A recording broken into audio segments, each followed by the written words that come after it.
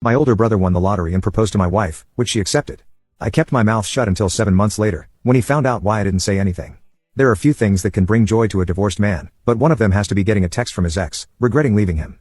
Plus, she had the audacity to be upset with me for not telling her about my brother's warning signs. Although, to be honest, there was only one particular sign that I knew about, and I didn't tell them. I was waiting for it, and I couldn't feel bad for them for what they did to me. Didn't she promise my brother to be with him in sickness and in health? Well, then let her stay with him. Of course, she couldn't even keep our wedding vows. Why would I expect her to change now? Honestly, this is just a post to ask, ironically, if I'm wrong for not feeling sorry when her stupid actions led to stupid results. Maybe you see me as a person without empathy, but deep down, I know I'm 100% right. Plus, I should help her now that she's in a bind. She wouldn't be in that situation if he hadn't left me for my brother in front of everyone. I will never forget that moment, but I have to tell you about it so you guys know what I'm talking about. 7 months ago, my brother was bragging to me that now that he had money, he had power. He believed he could get anything he wanted, even my wife. At that time, we were out with the boys, and we laughed at his joke. I told him he was dreaming, my wife was loyal.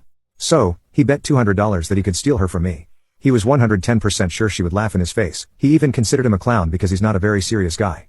She wouldn't leave me for that fool. Yeah, my brother had recently won the lottery and had a lot of money, but our love meant more than that. Not only did that $200 serve to prove that he was naive, but it also proved that my wife, at that time, was worthless. That day, I learned that never say never because everyone has a price. You want to know what my wife's price was? Just a shopping cart. It didn't take him a moment to promise her that the world would be hers if she could just buy a shopping cart. She left me. She told her that she was serious and that she could even take care of the divorce. She would live a life of luxury and have everything she wanted to prove that she was serious. At that very moment, she paid for a $3,000 wish list on her Amazon account. I was speechless watching that horror show.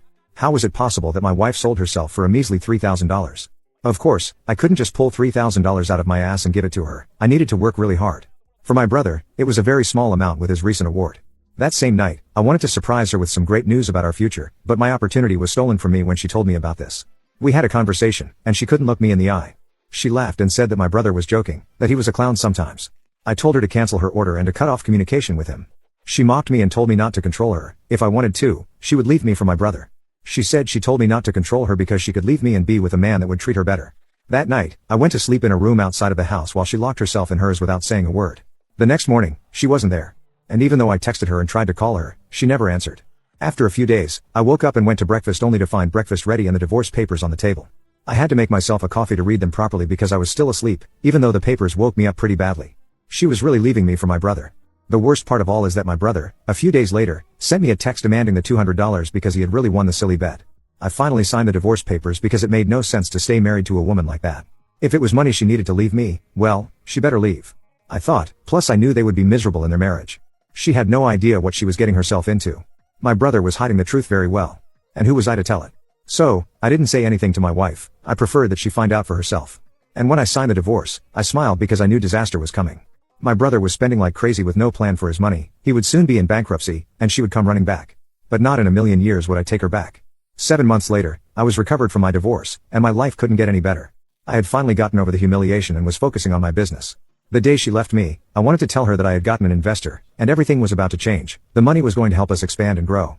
Unfortunately for her, she was never there for my successes. Now she's panicking, texting me, asking why I didn't warn her about who my brother really was when we got divorced. She says if I ever loved her, I would have stopped her from making the worst mistake of her life. She didn't give me much detail, but it seems things have gone wrong, and she's trying to leave him. But it seems like he's making it difficult for her, which scares her. I didn't tell her that my brother wasn't the same since our parents died. They had him under control for years, but that made his life horrible. He had no prospects, and a lot of people, including my wife, considered him a loser. My brother's secret is simple. He suffers from a mental illness, which doesn't make him a very functional person. And I was sure money would make this worse, especially if he doesn't take his medication. My parents made sure of this, but since they passed away, there is no way of knowing.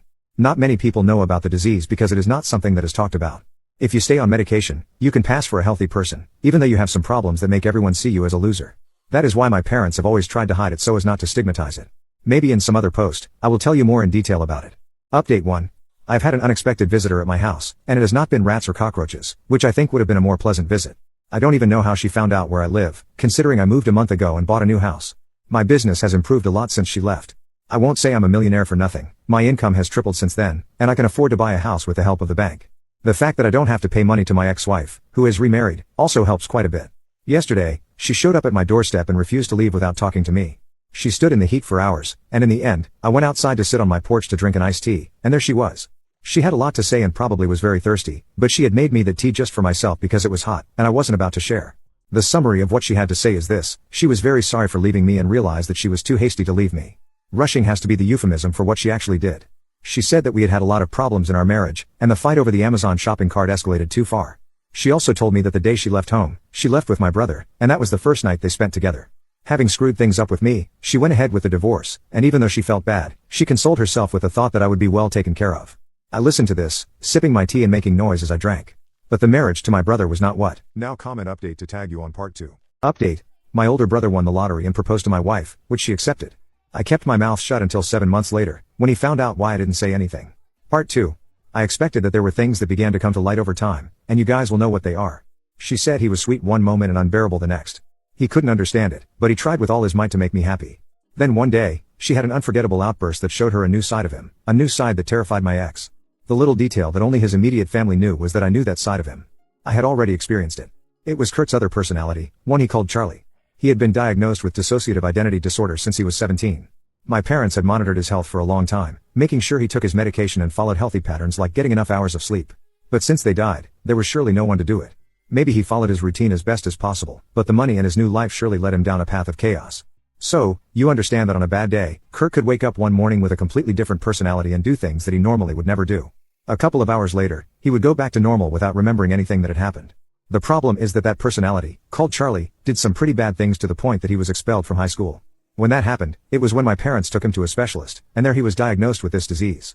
It took many years, but therapy, along with some medications, helped regulate it. Episodes still happen from time to time, but at least lately, he had managed to stabilize and hadn't had any episodes in our old town. People found out and saw him as a freak that needed to be locked away.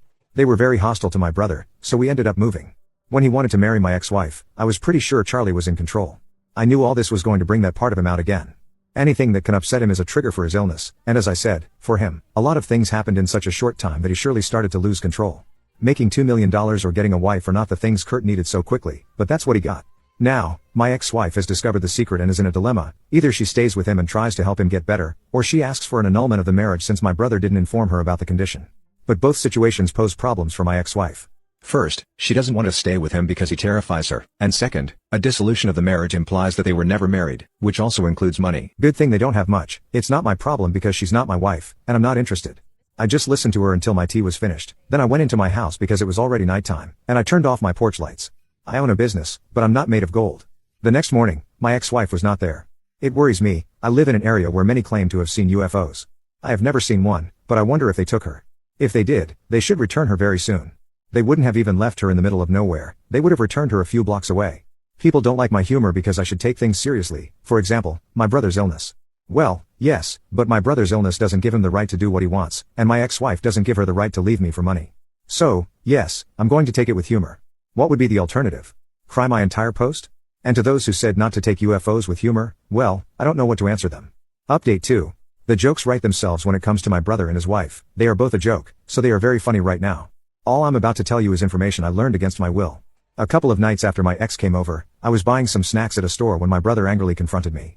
He publicly accused me of conspiring with his wife because he heard she had come over to my house.